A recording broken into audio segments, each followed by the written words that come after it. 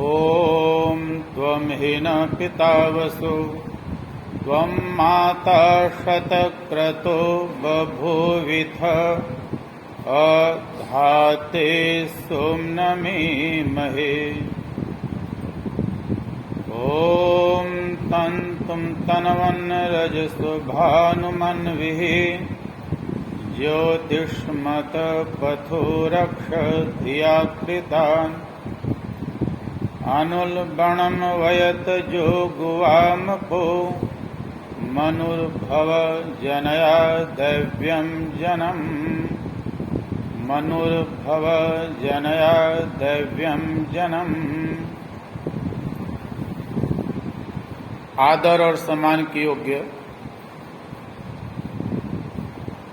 इस सभा में उपस्थित आर्य समाज के प्रधानमंत्री, अन्य सभी धर्म प्रेमी सज्जनों, वंदनीय मातृशक्ति, प्यारे बच्चों, अभी हम सभी यज्ञ में आदरणीय सेतिया साहब और दूसरे सज्जन हैं जी श्यामलाल जी, श्याम गावा जी, इनका वैवाहिक वर्षगांठ बहुत ही प्रेम और श्रद्धा से यज्ञ कर्म को करते हुए सबने मनाया और दोनों यहाँ पति पत्नी उपस्थित होकर के एक दूसरे का मल्यार्पण जब कर रहे थे तो सेतिया साहब तो बहुत प्यार से डाल दिया इन्होंने, इधर शर्म कर रहे थे। इस संदर्भ को आगे बढ़ाते हुए जब विवाह प्रारंभ होता है तो विवाह में सबसे पहला रस्म या पहली प्रक्रिया जहां से प्रारंभ होती है उस प्रक्रिया का नाम है स्वागत विधि। और स्वागत विधि में सबसे पहले जयमाला का ही विधान है। महर्षि दयानंद उस संस्कार विधि को उठा करके देखिए,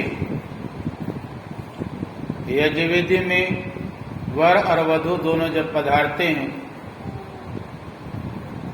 तो जयमाला का विधान है। यद्यपि यह विधान आजकल स्टेज पर ही हो जाता है और जब वहां पर किया जाता है तो एक मजाक का रूप दिया जाता है।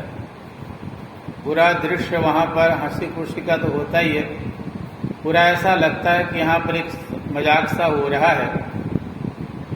जब एक दूसरे को मल्यार्पण करते हैं तो वधू कभी ऊपर सिर करती है, कभी वर ऊपर सिर करता होता है, कौन पहले डाले, यह नाटकीय मंच। महर्षि दयानंद ने इस विधि को बहुत ही गहराई से लिया।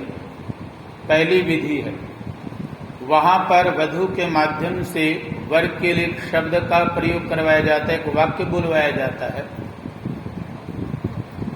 और क्या बुलवाया जाता है? वधू वर को देखते हुए, वर को पहचान करते हुए कहते, ओम साधु भवान आस्ताम अर्चयी श्यामो भवंतम। हे वर राजा, आप साधु हैं, मैं आपको यहाँ पर इस स्वागत की विधि में पूर्ण रूप से पूजन करना चाहती हूँ, आपका स्वागत करना चाहती हूँ। वर कहता ओम अर्चया, मुझे यह स्वीकार है। यह कितनी अच्छी विधि थी। एक तो वाक्य का प्रयोग होता है कि साधु, आप साधु हैं मतलब सजन हैं, आप संपूर्ण जीवन हमारे साथ श्रेष्ठता का व्यवहार करेंगे और यदि आप श्रेष्ठता का व्यवहार करते रहेंगे तो मैं भी आपके साथ जो है उसी श्रेष्ठता के साथ पेश होती रहूंगी, आपका सम्मान करती रहूंगी। फिर आगे की जब प्रक्रिया प्रारंभ होती है, स्वागत की सारी प्रक्रिया समाप्त हो जाती है और जब वधू को यह आभास हो जाता है कि अब मेरा घर ससुराल का घर होगा, जिसे हम कहते हैं कन्यादान कर देना। नाम उसका है कन्या प्रतिग्रहण। दान का तो मतलब है कोई वस्तु दान कर दिया जाए, उसके साथ उसका कोई संबंध नहीं होता है। पर यहाँ पर है कि लड़की के पिता जब अपनी बेटी को उस वर के हवाले करता होता है तो ऐसा नहीं होता कि बाद में उस लड़की के पिता का उसके साथ कोई संबंध नहीं होता है या उसके परिवारजनों का कोई संबंध नहीं होता है। वह संबंध भी ज्यों का त्यों बरकरार रहता है, एक नया संबंध जुड़ता होता है। जिस समय ये नया संबंध जुड़ने जा रहा है, जुड़ जाता है और वधू को यह आभास हो जाता है कि अब तो मेरा घर सही अपना घर, और जिस घर में जाकर के सारी मान मर्यादाओं को रखते हुए अपने घर को स्वर्ग बनाना है और आने वाली संतति का नवनिर्माण करना है, जब इस बात का उसका आभास होने लगता है तो वहाँ पर भी एक बहुत अच्छी प्रक्रिया वधू के माध्यम से की जाती है। और वधू कहता है ओम प्रमे पतियाना कल्पताम शिवाम अरिष्टाम पति लोकम गमेय। हे प्रभु, आज के बाद मेरा मार्ग पति का मार्ग हो। वह मार्ग कैसा हो? कल्याणकारी हो, विघ्न बाधाओं से रहित हो, और उस मार्ग में चलते हुए हमें किसी भी प्रकार की प्रतंत्रता न होनी चाहिए, पूर्ण रूप से स्वतंत्रता होनी चाहिए, जिससे गृहस्थ के अंदर पति के माध्यम से, उस परिवारजनों के माध्यम से आने वाली उस आगंतुक स्त्री का इस प्रकार से सुस्वागत किया जाएगा, निश्चित रूप से ऐसी स्वतंत्रता दी जाएगी। और वह भी आने वाली यदि वो अपने गुणों से संस्कारवान है, वह धार्मिक प्रवृत्ति की है, तो निश्चित रूप से अपने उस मायके के घर को भी और ससुराल के घर को भी वो हर प्रकार से सुसंस्कृत कर देगी, अलंकृत कर देगी। आगे देखिए क्या प्रक्रिया होती है, इसको आगे बढ़ाते फिर मैं आपको जोड़ना चाहता हूं। पति और पत्नी जब गृहस्थ जीवन में प्रवेश करते हैं तो दोनों का संबंध कैसा होना चाहिए? तो एक प्रक्रिया आती है पाणी ग्रहण की प्रक्रिया। सारा चीज ताजा भी कर देता हूं, जब विवाह के वेदी में बैठे होंगे, है ना, पुराने सब चीजें याद हो जाए। एक प्रक्रिया आती है पाणी ग्रहण की प्रक्रिया, और पाणी ग्रहण की प्रक्रिया में भी सबसे पहला मंत्र जब प्रारंभ होता है और वधू अपना हाथ आगे करती है और प्रश्न कर देती है, बताओ मेरे हाथ को पकड़ने को कौन तैयार है और किस बात के लिए तैयार है? तो वहां पर भी पाणी ग्रहण के अंदर महर्षि दयानंद जिस मंत्र को स्थापित किया और वर और वधू से दोनों से बुलवाने का यह संकेत है, इन मंत्रों का पाठ वर और वधू दोनों करें। और क्या बोलते हैं? ग्रहणा में ते स्वभगत्वाय हस्तम मया पत्या जरदस्ति यथाश भगो अर्यमा सविता पुरंदी मह्यम त्वादु गार्ह पत्याय देव। मैं तेरे हाथ को तेरे सौभाग्य के लिए पकड़ता हूं, तू मुझे पति के साथ जीवन पर्यंत सुख से रहना। और विवाह में जितने बैठे होते हैं गवाह के रूप में सब कहते हैं त्वादु गार्ह पत्याय देवा, तुम दोनों को गृहस्थ जीवन के अंदर गार्ह पत्य के लिए भेजा जा रहा है। आज आपने अपने वैवाहिक वर्षगांठ पर यज्ञ किया, संसार का सबसे श्रेष्ठ उत्तम कार्य। यज्ञ अपने आप में एक ऐसा कर्म है जिसके माध्यम से हम इससे अपने आप को, अपने जीवन को भला तो करेंगे, अपने समाज के दायरे का भी बहुत अनुकूल बनाएंगे, इसके साथ साथ हम राष्ट्र का भला करेंगे और संसार का भला करेंगे। इसी बात के लिए तो गृहस्थ में जब प्रवेश करते होते हैं तो आहुतियाँ डाली जाती हैं, लाजा भृत की आहुतियाँ, अभ्यातन की आहुतियाँ, राष्ट्र भृत की आहुतियाँ, इसी बात के लिए। दोनों जब यज्ञवेदी पर संकल्प लेते होते हैं तो यह कहा जाता है कि तुम केवल मात्र पति और पत्नी इस बात के लिए नहीं बन रहे हो कि अपने जीवन को ही सुखदायी करना है, तुम्हारा दायरा केवल यहीं तक सीमित नहीं है, या तुम्हारी जो संतति होगी वहीं तक सीमित नहीं है, आवश्यकता पड़ने पर तुम्हें जो है समाज के लिए भी खड़ा होना है, और आवश्यकता पड़ने पर राष्ट्र के लिए भी खड़ा होना है, और आवश्यकता पड़ने पर संसार के लिए भी खड़ा होना है। जब इस तैयारी के साथ गृहस्थ आश्रम में प्रवेश लें और लेते हैं, और ये सोच के साथ, ये मानसिक अवस्था के साथ जब गृहस्थ जीवन में जाते हैं, तो याद रखिए ऐसे गृहस्थी की जो संतति होगी वह भी संतति अनुकूल होगी, अच्छी प्रवृत्तियों वाली होगी और धार्मिक होगी। बहुत अच्छी बात है बंधुओं। ऐसे गृहस्थ के लिए ही बहुत सुंदर उपदेश दिया गया है ऋग्वेद के अंदर। क्या कहा जाता है? ओम तंतुम तनवन रजसो भानुम अन्विहि ज्योतिष्मतः पथो रक्ष धिया कृतान अनुल गणम वयत जोगो वामपो मनुर्भव जनया द्रव्यम जनम। अंतिम भाग जो बात कही जा रही है, मनुर्भव स्वयं मनुष्य बनो और जनया द्रव्यम जनम। इस समाज को जो है दिव्य गुण संतति वाले को पैदा करो। स्वयं भी मनुष्य बना है, स्वयं भी अपने आप को जो है अच्छा करना है, और परिवार समाज राष्ट्र के लिए जो देना है संतति, वह भी दिव्य गुण युक्त संतति। निश्चित रूप से जब गृहस्थ परिवार जब यज्ञ के दायरे में आकर के अपने आप को निर्माण करने का प्रयास करेंगे, तो उनका जीवन का सुधार तो होगा ही, उनकी संतति का भी सुधार होगा, और बहुत बढ़िया सुधार होगा। इस मंत्र पर जरा हम विचार करते हैं, मंत्र के भावार्थ पर हम जो विचार करने का प्रयास करते हैं। बहुत सुंदर मंत्र है। क्या कहा गया? ओम तंतुम तनवन रजसो भानुम अन्विहि ज्योतिष्पथ पथो रक्ष धिया कृतान अनुल गणम वयत जोगु वामको मनुर्भव जनया द्रव्यम जनम। तंतुम तनवन, तंतु मतलब धागे को भी कहते, तनवन तंता और बुनता हुआ, रजसो भानुम अन्विहि, रजस आकाश, आकाश के जो सूर्य है, सूर्य का अनुसरण कर। काया मनुष्य तुम जीवन के ताने बाने को तनता और बुनता हुआ आकाश का जो सूर्य है उसका अनुसरण कर। ज्योतिष्मथ पथो रक्ष धिया कृतान, धिया कृतान बुद्धि से बनाए हुए ज्योतिष्मान प्रकाशमान रास्ते को रक्षा, उसकी रक्षा कर। और आगे क्या कहा? अनुल वणम वयत जोगु वामको।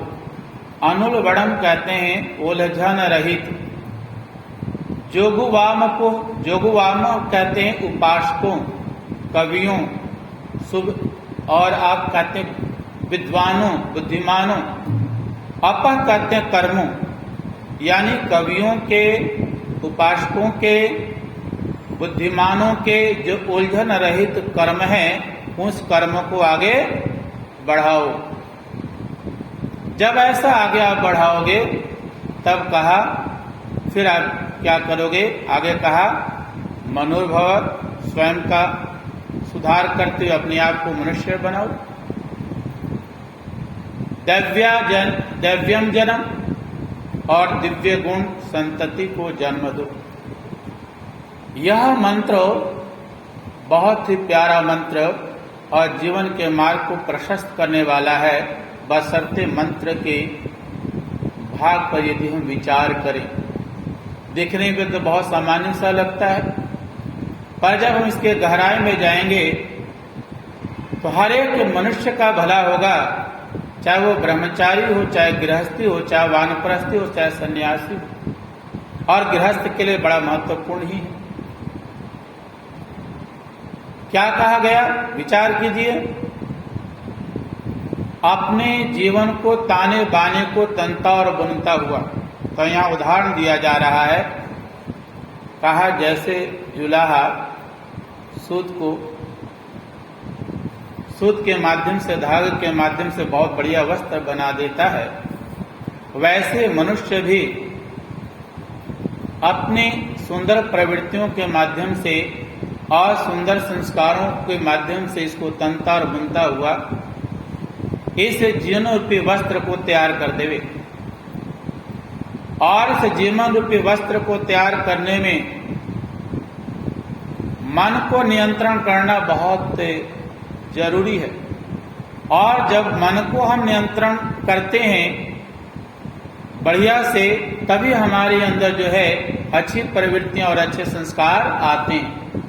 और मन अगर हमारा नियंत्रण में नहीं हो पाता है, मन बहुत बड़ा चंचल है, मन में पार्श्विक प्रवृत्तियां हैं, उथल पुथल है, तो न हमारी प्रवृत्तियों का सुधार होगा, न हमारे अंदर अच्छे संस्कार आएंगे। तो कहा हम अपने अंदर अच्छे संस्कारों को डालने के लिए, अच्छी प्रवृत्तियों को सुधार करने के लिए मन को नियंत्रण करते हुए जीवन के ताने बाने को तनता बुनता हुआ आगे बढ़ते जाओ। और देखिए, विचार कीजिए, यहाँ उदाहरण क्या दिया गया, कहा कैसे अब जीवन के ताने बाने को, कहा सूर्य का अनुसरण करना। जब सूर्य का अनुसरण करने की बात आती है तो जरा इस पर विचार कीजिए। सूर्य को हम देखें, सूर्य के गुणों को देखने का प्रयास करें। सूर्य जो है उसका प्रकाश के माध्यम से वो कहता है कि तुम ऊंचाइयों को छूना है, तुम्हें नीचे नहीं करना है। कभी तुम किसी भी प्रवृत्तियों के कारण नीचे गिरने की ऐसी अवस्था आ जाती है तो स्वयं को जो है सावधान करते हुए कि नहीं, सूर्य का प्रकाश जो है हमें उजाला देता है और आगे बढ़ने को प्रेरित करता है, हम भी जीवन के अंदर आगे बढ़ेंगे। ये तुम्हारे मन में संकल्प होना चाहिए। जब इस संकल्प को लेकर के आगे बढ़ोगे तो कहा सूर्य के अंदर जो प्रकाश है वो गति देता है, तुम भी जीवन को गति देने के लिए, पति और पत्नी भी एक दूसरे के व्यवहार के माध्यम से गति देने के लिए तैयार हो। और देखिए, कहा सूर्य की जो तीक्ष्ण किरणें हैं वो जब इस धरातल पर पड़ता है तो रोग वर्धक जो कीटाणु है उसको मारता है। कहता है मनुष्य, तुम भी अपनी प्रवृत्तियों के अंदर जो बुराइयां तुम्हारे अंदर फैली हुई हैं, पार्श्विक प्रवृत्तियां तुम्हारे अंदर फैली हुई हैं, तुम हर क्षण हर पल अपने आप को इतना सावधान करो कि आगे बढ़ते हुए जब भी तुम्हें पता चले कि हमारे अंदर इस प्रकार की पार्श्विक प्रवृत्तियां हैं तो इसको हम दूर करेंगे, भगाएंगे, जीवन तुम्हारा आगे बढ़ता चला जाएगा। और वेद भी कहता है, क्या कहता है, अथर्ववेद का मंत्र कहता है, ऐ मनुष्य तुम्हें सदैव आगे बढ़ना है। उद्यानम ते पुरुष नावयानम, ऐ मनुष्य तुमने नीचे की ओर नहीं जाना, सदैव तुम्हें आगे की ओर बढ़ता चले जाना है। तो ये सूर्य के कुछ ऐसे गुण हैं। और आगे देखिए, सूर्य की बात जब हम करते हैं तो सूर्य के माध्यम से, इसके गुणों के माध्यम से हमें क्या शिक्षा मिलती है। सूर्य जो है समय पर उदय होता है, समय पर अस्त होता है। हमें यह सूर्य के माध्यम से यह शिक्षा मिल रही है, मनुष्य को, पति पत्नी को यह शिक्षा दी जा रही है कि अपने जीवन के अंदर जो है अनुशासन को बना करके रखो। अगर अपने जीवन के अंदर अनुशासन को बनाकर रखने का प्रयास नहीं किया तो जीवन में उथल पुथल हो जाएंगे, जीवन जो है अच्छा नहीं बन पाएगा। और जहां पर भी अनुशासन का भंग होता है, मर्यादा का भंग होता है, वहीं पर कलह उत्पन्न हो जाते हैं। आप घर के अंदर छोटी छोटी बातों पर देखिए, समय पर अगर ना उठते हैं तो घर के अंदर सारा काम जो अस्त व्यस्त हो जाता है। तो ये सूर्य के माध्यम से यह भी हमें शिक्षा मिल जाती है कि अपने जीवन को जो है सदैव नियंत्रण में रखना है, अनुशासन में बना करके रखना है। और जितना अपने आप को अनुशासन में हम आप बना करके रखेंगे उतना ही हमारा जीवन जो है अच्छा बनेगा। आगे जो बात कही जा रही है सूर्य का उदाहरण दे करके फिर आगे क्या कहता है, बहुत अच्छी बात कही गई है कि यह मनुष्य सूर्य का अनुसरण करते हुए जब तुम आगे बढ़ोगे तो कहा कि जैसे संसार के बुद्धिमान लोग हैं, कवि लोग हैं, विद्वान लोग हैं, कहा इनके उलझन रहित कर्मों को आगे बढ़ाओ। वस्तुतः जब बुद्धिमानों की बात करेंगे, कवियों की बात करेंगे, यद्यपि देखने में कई बार ऐसा लगता है कि ये व्यक्ति तो कुछ और कह रहा है, अगला व्यक्ति कुछ और कह रहा है, पर कहीं न कहीं जो कुछ कहा जा रहा है उसके माध्यम से कुछ ऐसा लगता है कि हमें दिशा निर्देश सही मिल रहा है। अगर ये दिशा निर्देश सही मिल रहा है, आगे बढ़ने के लिए प्रेरणा मिल रही है, जीवन को सुधार के लिए प्रेरणा मिल रही है, तो याद रखिए वो उलझन रहित कर्म है, उलझन में डालने वाला नहीं है। इनके माध्यम से हम प्रेरणा ले सकते हैं। हम संसार के महापुरुषों पर जब विचार करते हैं, इस संसार के इतिहास में दधीची का नाम आता है। दधीची का जीवन जो है बड़ा त्यागमय जीवन रहा है। एक ऐसा समय आता है कि दधीची जो है इस संसार लोक उपकार के लिए जब उसकी हड्डियों की आवश्यकता पड़ती है तो उसका भी वो दान कर देता हो, अपने प्राण को दे देता होता है। तो कहा हमारे अंदर भी, हम भी जब हम मनुष्य हैं, सच्चा मनुष्य हैं, मानवता के शिखर पर पहुंचना चाहते हैं, गृहस्थी हैं, तो आवश्यकता पड़े तो जिस समय परिवार, समाज को, राष्ट्र को हमें त्याग देने की आवश्यकता पड़े तो उसके लिए त्याग करने को आप तैयार हो जाते हैं, ऐसा आगे बढ़ जाते हैं। तो कहा हमारे अंदर ये चीजें होनी चाहिए। कहते हरिश्चंद्र के अंदर सत्य की निष्ठा, मर्यादा पुरुषोत्तम राम की बात हम करते हैं, उनके अंदर पितृभक्ति थी। तो क्या हम इन महापुरुषों के माध्यम से इन गुणों को धारण करने का प्रयास करते हैं? जितना अधिक हम इन महापुरुषों के गुणों को धारण करेंगे उतना ही अधिक हमारा जीवन जो है उलझनों से रहित होगा और सुलझते हुए हमारे जीवन का मार्ग प्रशस्त होता जाएगा। हम कृष्ण की बात करते हैं, न्याय पोषक थे, न्याय के लिए वो अपने आप को जो आगे बढ़ते हैं। और इसी प्रकार से जो है महर्षि दयानंद के जीवन को हम देखने का प्रयास करते हैं। महर्षि दयानंद के गुणों को अंदर हम देखते हैं, वो क्षमाशील, कि कैसे वो न्यायमूर्ति थे। ऐसे व्यक्ति जिनको जो है जहर दिया जाता है और उनके जीवन में आता कि 16 बार जहर, और लास्ट में जो है उन्हीं के रसोईया ने जब वो जहर दे दिया तो सारा शरीर जो है जहर से भर जाता है, परंतु ऐसे व्यक्ति के प्रति भी वो क्षमाशील है। ऐसे व्यक्ति को भी महर्षि दयानंद उनके प्रति कितने उदार भाव रखते होते हैं कि उसको कहते कि देखो तुम यहाँ से दूर चले जाओ। एक कितनी बड़ी बात है। हम आपस में छोटी छोटी बातों के उलझन में हो जाते हैं। किसी ने हमारे लिए थोड़ा सा कोई रास्ता में बाधक बन गया तो हम उसको जो है उसको माफ करने को तैयार नहीं होते हैं। और महर्षि दयानंद के अंदर वो देखिए तो क्षमाशीलता के गुण, कि जहर दिया जाता है फिर भी वो कहते हैं, उसको माफ करते हैं, कहते तुम यहाँ से। तो कहते हैं ऐसे कुछ महापुरुषों के गुण हैं जिन गुणों को देख करके भी हम अपने जीवन को जो है वो सही मार्ग पर आगे बढ़ा सकते हैं। और जब ऐसा आगे बढ़ाने का प्रयास करेंगे तब हमारा जीवन जो है वो अच्छा बनेगा। और क्या बनेगा? सही रूप में हम मानवता के शिखर पर आगे बढ़ेंगे और अपने अंदर इंसानियत को डालेंगे और स्वयं जब अपने आप का सुधार करेंगे तब शायद फिर हमारे आने वाली संतति और आने वाले समाज का भला होगा। इस मंत्र पर जब हम गहराई से विचार करते हैं ना, बहुत गहराई से विचार करते हैं, यद्यपि यहाँ पर साध्य क्या है?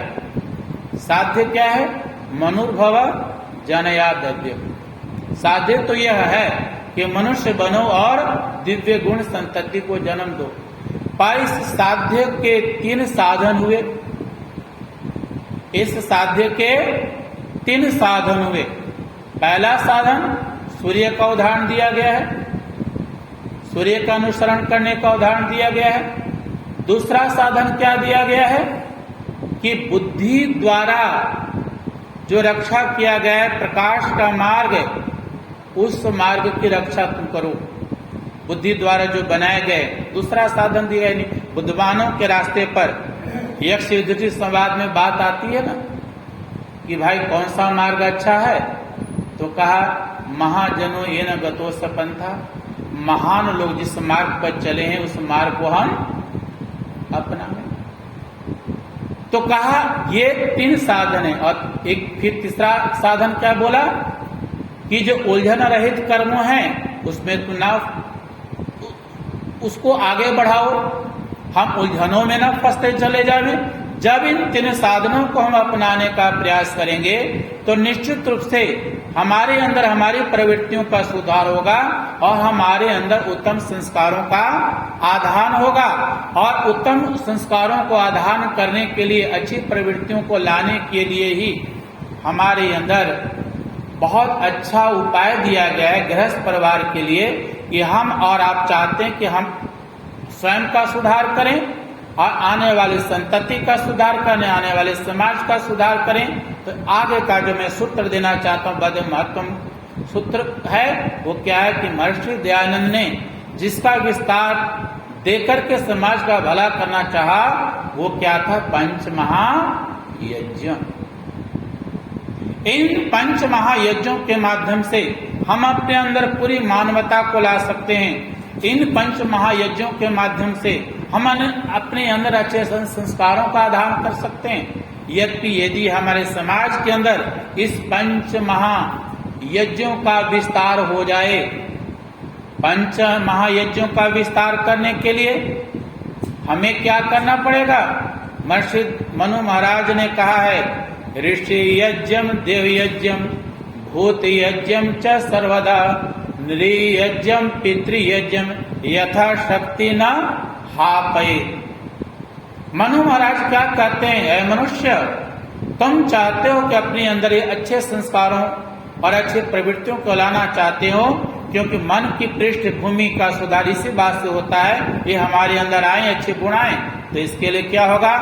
जब समाज के अंदर इस 5 महायज्ञों का विस्तार करेंगे, और इस यज्ञों को विस्तार करने में साधारण सी बात नहीं है, हमें और आपको बहुत एफर्ट्स करना पड़ेगा। बच्चों को, समाज के लोगों को जोड़ना पड़ेगा। ऋषि यज्ञ का मतलब क्या है? ब्रह्म यज्ञ।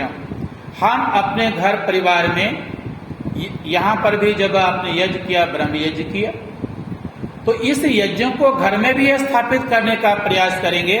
और जब घर में स्थापित करेंगे तो हमारी संतति भी पूछेंगे, ये हम करते हैं, तोता रटंत मंत्रों का पाठ करते हैं, इसके साथ कुछ भला है? वो आपसे प्रश्न भी करेंगे। पर जब हमारा इसका उत्तर हमारे पास होगा और उनको इनको बारीकी से थोड़ा सा बताने का प्रयास करेंगे, और बच्चे अंदर फिर वो ज्ञान विज्ञान की तरफ जाने का प्रयास करते हैं, तो उनकी प्रवृत्ति जागेगी और फिर धीरे धीरे इन संस्कारों को करने का प्रयास करते हैं। तो ब्रह्म यज्ञ के माध्यम से हमें आपको क्या शिक्षा मिलती है? इसके अंदर 4 प्रकार का विज्ञान है। शरीर का विज्ञान, प्रकृति का विज्ञान, मन को ठीक करने का विज्ञान और ब्रह्म विज्ञान। ये 4 प्रकार विज्ञान संध्या के मंत्रों के अंदर है। अगर इन बातों को हम बच्चों को बताने का प्रयास करेंगे तो वो धीरे धीरे इसके साथ जोड़ने का प्रयास करेंगे। ब्रह्म यज्ञम देव यज्ञम, देव यज्ञ करके क्या लाभ होगा? एक मंत्र आया ऋग्वेद के अंदर, स्वाध्याय में कर रहा था, सामवेद में मंत्र आता है, यज्ञ जीवन को बिताने वालों के लिए बहुत अच्छे उपदेश इसमें दिया गया है। क्या कहा? ओम बृहर्नि दध्मः एषां गुरी शस्तम पृथु स्वरु एषामिंद्रो युवासकः। देखिए, इस मंत्र के माध्यम से बहुत अच्छी बात की जा रही है कि जो मनुष्य उस इंद्र को, परम पिता परमात्मा को सखा बना लेता है, जो मनुष्य उस परम पिता परमात्मा को अपना सखा बना लेता है, कहा उसके जीवन के अंदर उसके जीवन के अंदर इत्थम बृहत अग्नि संदीपन जो होता है बहुत विशाल हो जाता है, बहुत बड़ा होता है अग्नि संदीपन। किसको? जो अपने जीवन के अंदर अपने अच्छे संस्कारों के माध्यम से, अच्छी प्रवृत्तियों के माध्यम से उस परम पिता परमात्मा को सखा बना लेता है, उसका जो इत्थम जो है, उसका जो अग्नि संदीपन है वो बड़ा विशाल हो जाता है। आगे कहा, जो उस परम पिता परमात्मा को सखा बना लेता है उसका शस्तम, स्तुति पाठ, भक्ति वो भी बहुत बड़ा विशाल हो जाता है। और कहा, जो उस परम पिता परमात्मा को सखा बना लेता है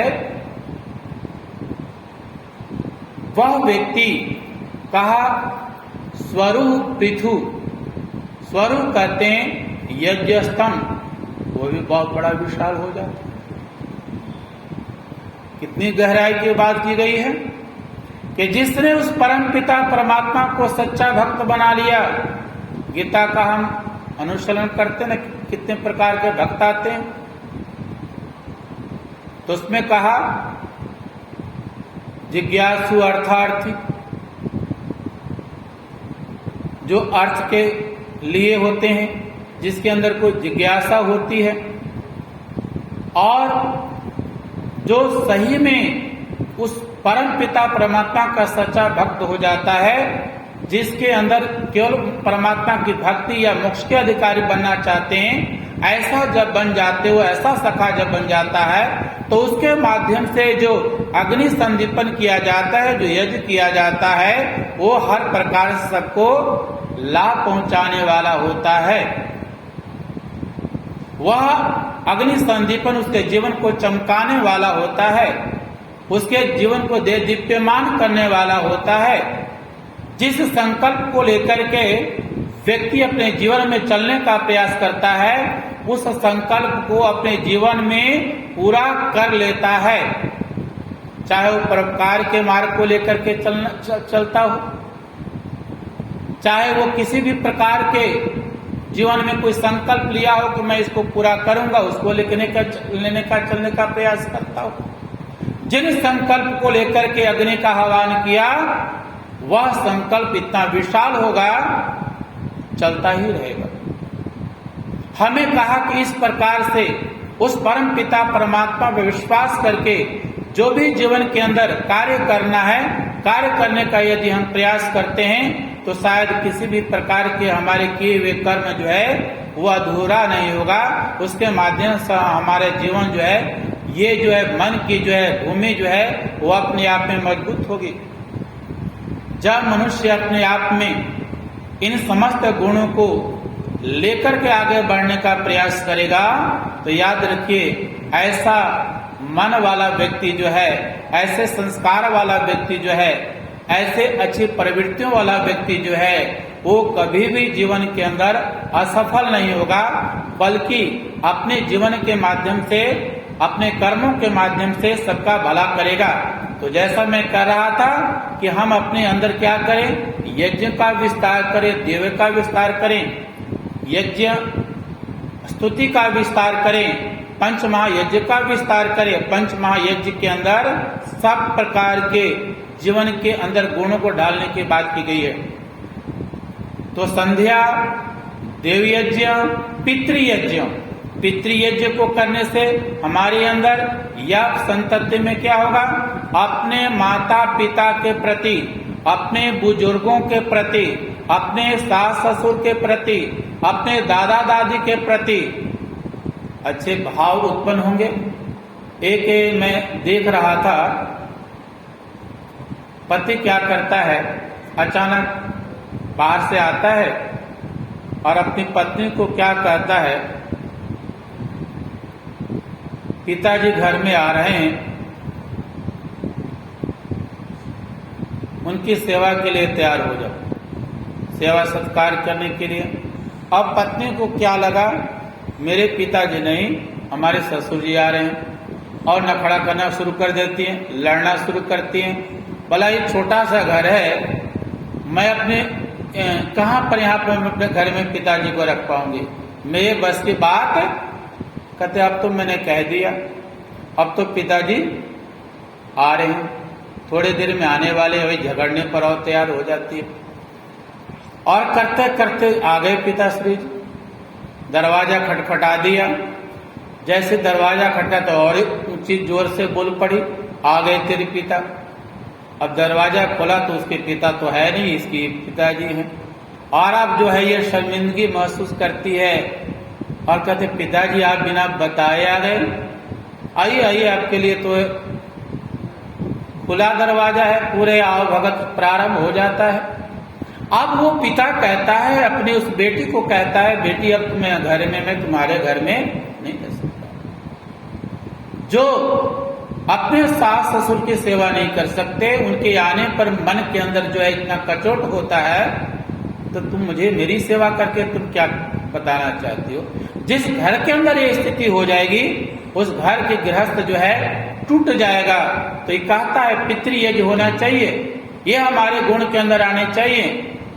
और किसी के लिए हो, दोनों के लिए हो, पति और पत्नी के लिए हो, किसी का परिवार घर के अंदर आ जाता हो और दोनों घर परिवार के लोग दोनों की सहायता करने के लिए, सहयोग देने के लिए तैयार हो जाते हों, तो क्यों नहीं वह घर जो है अपने आप में स्वर्गमय बनेगा। उस घर की संतति के अंदर भी इस प्रकार के अच्छी प्रवृत्तियां आएंगी। तो कहते हैं कि इन सारी प्रवृत्तियों को लाने के लिए, इन सारे संस्कारों को लाने के लिए सबसे पहले मन को बनाना पड़ता है। मन को बनाना पड़ता है, मन की पृष्ठभूमि को तैयार करना पड़ता है, मन से बहादुर बनना पड़ता है। बाकी चीज तो बाद की बात है। वाणी भी बाद में काम करती है, शरीर भी बाद में काम करता होता है। वाणी से अगर हम मन से ठीक हैं तो फिर वाणी भी ठीक रास्ते पर चल पड़ेगी, शरीर से भी ठीक काम हो जाएगा। और मन में ही उथल पुथल है, मन में ही बेचैनी है, मन में ही पहले डर आ गया है, तो हमारा जीवन अच्छी परिस्थितियों के साथ नहीं बन पाएगा। तो आगे कहते हैं अतिथि यज्ञ भी ऐसे ही होने चाहिए। और जितने भी प्रकार के अपने जीवन में विकास हो सकते हैं, विकासों को करने के लिए, अच्छे गुणों को लाने के लिए कहा इन 5 महायज्ञों को अपने जीवन में धारण करने का प्रयास करें। और कभी घर के अंदर, परिवार के अंदर किसी बात के लिए तनाव हो जाए तो पति और पत्नी उस झगड़े को दूर करने का प्रयास करें। कई बार ऐसा होता है, रूठ जाते पति पत्नी, तो जीवन भर अच्छा मैं थोड़े मनाऊंगा, पति कहे मैं अकड़ करके, पत्नी कहे मैं भी अकड़ करके।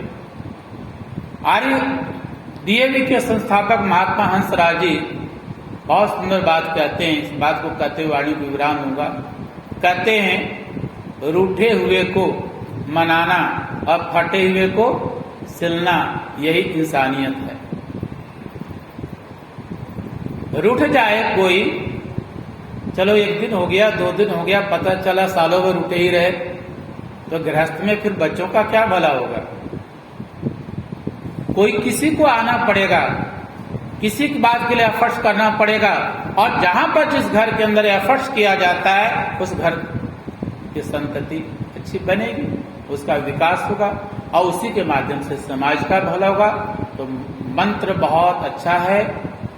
तंतुम तनवन रजसो भानु अनविहि ज्योतिष्मथ पथो रक्ष धिया कृतान अनुल बणम वयत जोगु वामको मनुर्भव जनया दिव्यम जनम। इस मंत्र के भाव को मैंने आपके सामने रखा है। तो आपसे निवेदन है कि हम सभी अपने जीवन को ऐसे ही आगे सत्संग के माध्यम से अच्छे विचारों को ग्रहण करते हुए अपना समाज राष्ट्र का भला करते रहें। समय हो चुका है, अपनी वाणी को विराम देता हूँ। इति योग।